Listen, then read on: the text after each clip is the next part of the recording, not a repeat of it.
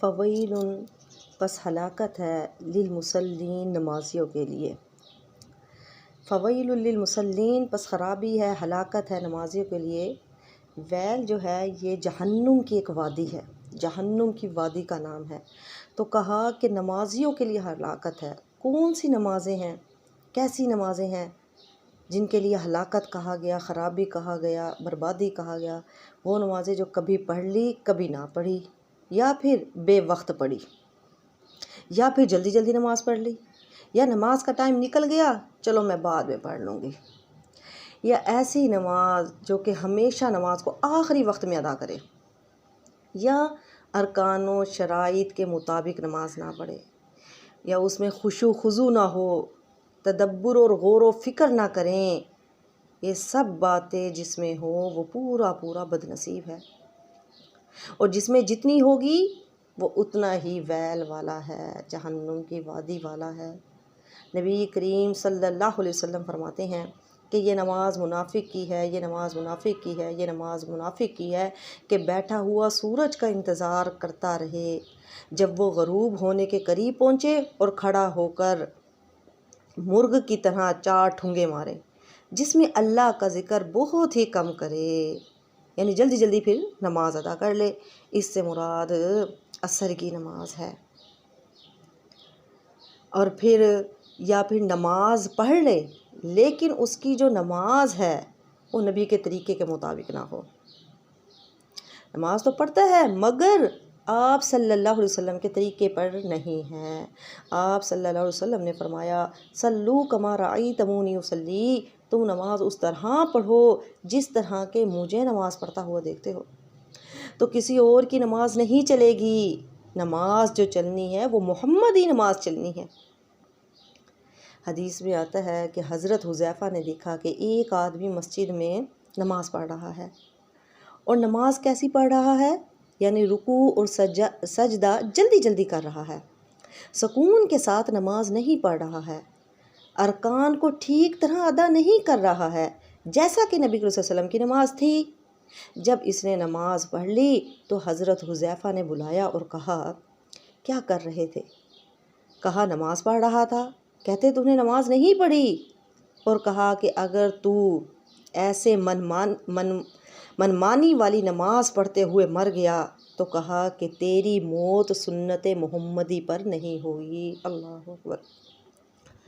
جیسے ہمارا اپنا دل کیا، منمانی والی نماز پڑھ لی، جلدی جلدی نماز پڑھ لی، تو ایسی ہی نماز سنت محمدی پر اس کی موت نہیں ہوگی۔ اور اسی طرح ایک اور حدیث میں آتا ہے کہ آپ صلی اللہ علیہ وسلم نے فرمایا بے شک ایک آدمی 60 سال نماز پڑھتا رہتا ہے، 60 سال اس نے نماز پڑھی، 60 سال نماز پڑھتا رہتا ہے مگر اس کی نماز قبول نہیں ہوتی۔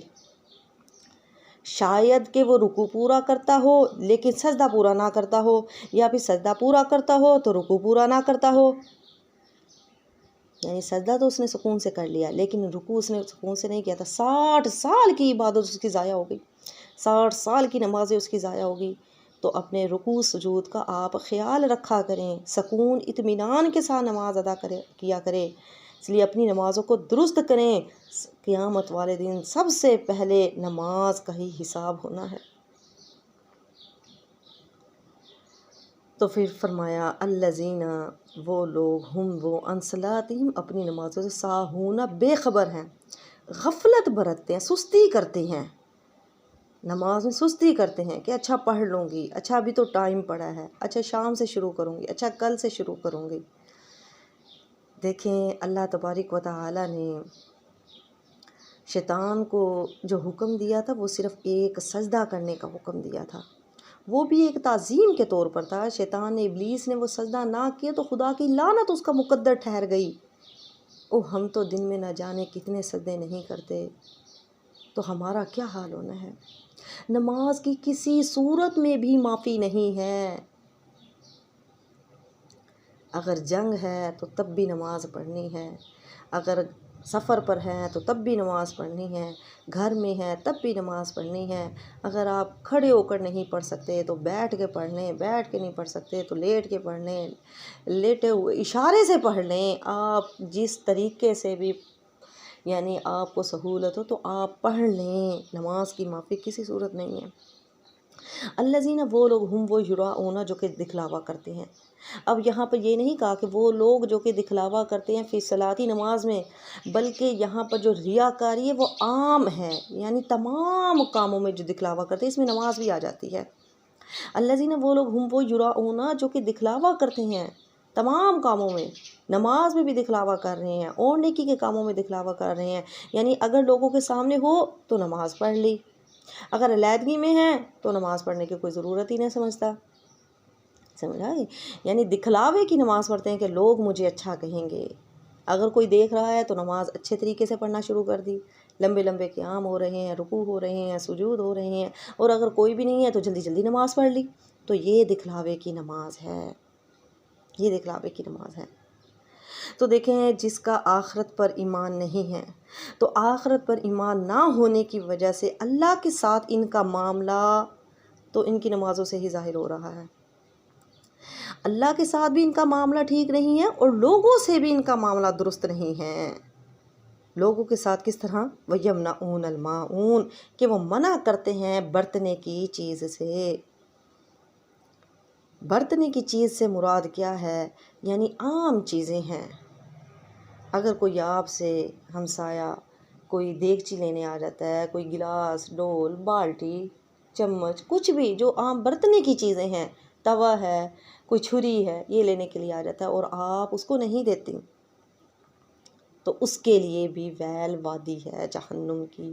ہاں یہ الگ بات ہے کہ آپ اس کو دیتے رہتے لیکن وہ خراب کر دیتا ہے، اسے ایسے نہیں کرنا چاہیے،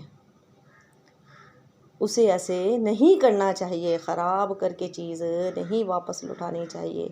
پھر چاہے آپ مجبور ہیں تو آپ انکار کر دیں، لیکن اگر وہ بندہ اپنی ضرورت پوری کر کے آپ کو چیز واپس کر دیتا ہے تو آپ کو انکار کرنے کی اللہ نے اجازت نہیں دی۔ تو یہ کیا کرتے ہیں؟ ان کا معاملہ لوگوں کے ساتھ بھی درست نہیں ہے، معمولی چیز کے ساتھ بھی کسی کو فائدہ پہنچانے پر یہ تیار نہیں ہوتے، اور حدیث میں ہے ہر نیک چیز صدقہ ہے۔ اصحاب رسول کہتے ہیں کہ ڈول، بالٹی، ہانڈی، پتیلی مانگنے پر دینے کو ہم نبی صلی اللہ علیہ وسلم کے زمانے میں معون سے تعبیر کیا کرتے تھے، یعنی معون ہے۔ تو الذین وہ لوگ ہم وہ یراؤنا جو دکھلاوا کرتے ہیں، اپنی نماز کو دکھلا کے پڑھتے ہیں۔ یہ ایک اور بات ہے کہ یہ بات اس سے الگ ہے، اگر یعنی درس وغیرہ ہو رہا ہے یا پھر کوئی ایسا نیکی کا کام ہے کہ اگر آپ کے دل میں یہ نیت ہو کہ میں شروع کروں گی تو مجھے دیکھ کر دوسرے بھی دیں گے، تو اس میں دکھلاوا نہیں ہے، تو بلکہ آپ کو بھی ان لوگوں کا بھی اجر آپ کو ملے گا۔ اگر آپ اللہ کے راستے میں کچھ دینا چاہتی ہیں، آپ نے پہل کی ہے، آپ کی نیت بھی یہ ہے کہ اگر میں دوں گی تو مجھے دیکھ کر دوسرے بھی دیں گے اللہ کے راستے میں، تو یہ ٹھیک ہے، اس پر کوئی گناہ نہیں، بلکہ جو دے گا وہ آپ کو ثواب ملے گا۔